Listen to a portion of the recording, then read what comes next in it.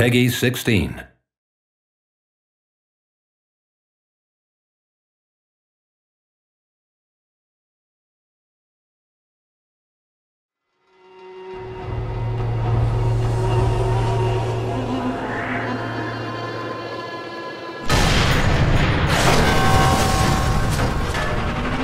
The vehicles in Sniper Elite 3 now have the X-ray kill cam as part of their functionality, so that just like when you shoot a person you see an X-ray of their skeleton, this time when you shoot a truck or a tank you actually see an X-ray showing the engine with all the pistons moving, which is pretty fantastic. The kill cam is something that's really big in the IP of Sniper Elite, and we didn't want to just rest on our laurels. We wanted to make it better, improve it, push it forwards, and give more scope to it. Yeah, look out for some X-ray kill cams on the engines.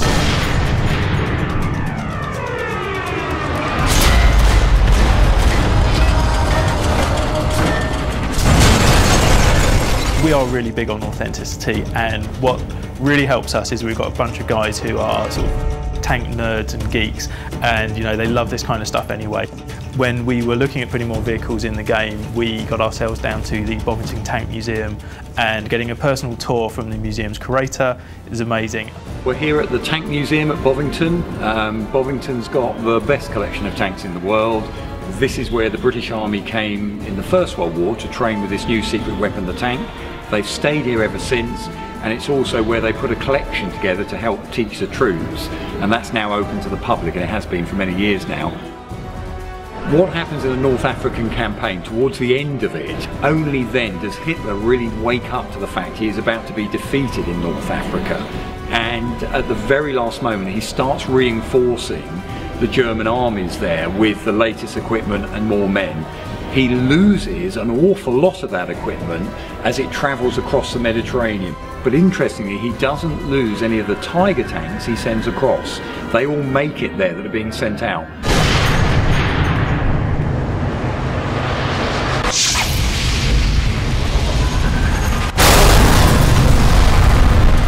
The vehicle takedowns have added a really nice fresh new element to the gameplay in Sniper Elite 3. We recently demoed the game at PAX East in the US and a few shows in the UK. Gamers got to go hands-on with Hellfire past the third level, and at the end of the level they come face to face with a Tiger tank for the first time.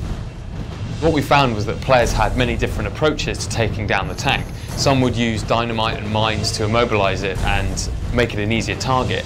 Others used the binoculars to tag vulnerable parts and take it down piece by piece from a distance, all the while staying in cover and staying stealthy. The bravest snipers went for one of the hardest shots in the game, which is through the vision slit on the tank. It's brave because if you get that wrong, the tank will quickly find you and you're not going to last long. You don't have too long to wait, and you can go pre-order it now.